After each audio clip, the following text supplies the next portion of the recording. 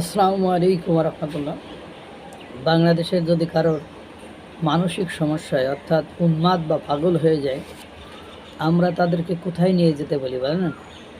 বা বাংলাদেশের মানুষ এক বাক্যে বলে হেমায়তপুর হেমায়তপুর, পাবনায় যাও, মানসিক সমস্যার চিকিৎসা করিয়ে ভালো করে লইয়া আসো। এটাই তো বলি।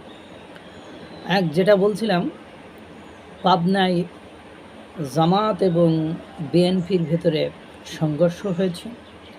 অন্তত 5 জন আহত হয়ে হাসপাতালে ভর্তি হয়েছে এবং সেই আকারের সংঘর্ষ হয়েছে।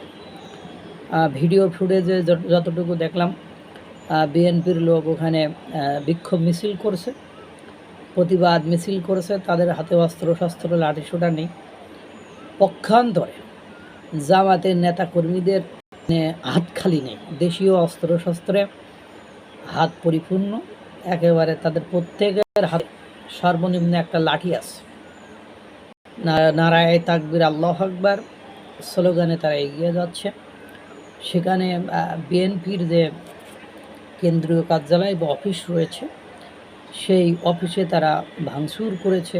দেখলাম আপনার শহীদ রাষ্ট্রপতি জিয়াউর রহমান, তারেক রহমান, খালেদা জিয়ার যেসব ছবি টবি আছে সেগুলো ভেঙে ফেলেছে। পাশাপাশি সামনে থাকা 50 মোটরসাইকেল সেগুলো পিটায় ভেঙে চুরে মানে একেবারে নষ্ট করে দিয়েছে। এই যে কথা হলো, এটা কি সন্ত্রাসী কর্মকাণ্ড নয়? বলুন আপনারা, এটা কি আইন নিজের হাতে তুলে নেওয়া নয়? এগুলো করার পরে আবার বলতেছে যে নামাজরত অবস্থায় হামলা কেন, প্রশাসনের জবাব চাই। এখন কথা হলো, আপনার উপরে হামলা করছে, তা আপনি আবার হামলা করলেন, মোটরসাইকেল ভাঙলেন, আপনি অফিস ভাঙলেন, আবার সংঘর্ষ না হলে তার আহত হয়নি। দেখলাম কাঁধে করে একজনের নিয়ে যাচ্ছে, শ্বাসকষ্টের সমস্যা, তিনি অনেক বিপদগ্রস্ত। এখন ঘটনা হলো যে ক্ষমতায় যতদিন বাংলাদেশের মানুষ থাকে ততদিন নিষ্পাপ নিষ্কলঙ্ক, দুধে ধোয়া তুলসী পাতা। ক্ষমতায় চলে গেলে তখন দুদক সুদক মুদক, মানে যত রকম আছে, পুলিশ প্রশাসন, ডিজিএফআই, সবাই যে তাদেরকে তখন ধরাধরি শুরু করে। যতদিন ক্ষমতায় থাকে ততদিন এদের টিকিও কেউ ছয় না, এদের ধারে কাছেও যায় না। এই যে দেশীয় অস্ত্রশস্ত্র নিয়ে দুই পক্ষের মধ্যে হামলা হলো, ভাঙচুর হলো, এগুলো তো দৃশ্য, তো ভিডিও ফুটেজে এখন সব কিছু দেখাচ্ছে। কাউকে কি গ্রেপ্তার করা হয়েছে? এটা কি সন্ত্রাসী কর্মকাণ্ড নয়?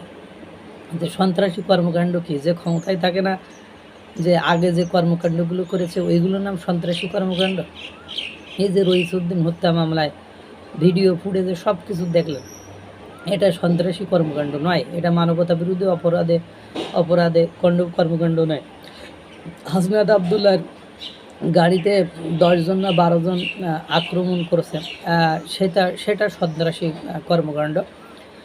সেটার জন্য রাতারাতি 74 জনকে গ্রেপ্তার করা হয়। এর নাম ক্ষমতা, এর নাম বৈধতা, এর নাম ন্যায় নীতি, এর নাম কি সততা? এগুলো মানুষ বোঝে। জামাত বিএনপি এরকম দিকে দিকে সংঘর্ষ লাগবে, আপনারা দেখবেন। প্রতিনিয়ত আরও অনেক সুন্দর সুন্দর ফিল্ড দেখতে পাবেন, কোনো ব্যাপার না। আরও নির্বাচনের ডেট ঘোষণা করলে আরও ভালো ভালো দৃশ্য দেখা যাবে। কেন এটা বাংলাদেশ, এদেশের মানুষের সব পরিবর্তন হয়, শুধু রুচির পরিবর্তন হয় না। আল্লাহ তাআলা সকলকে ভালো রাখুক, সুস্থ রাখুক। আসসালামু আলাইকুম ওয়া রাহমাতুল্লাহ।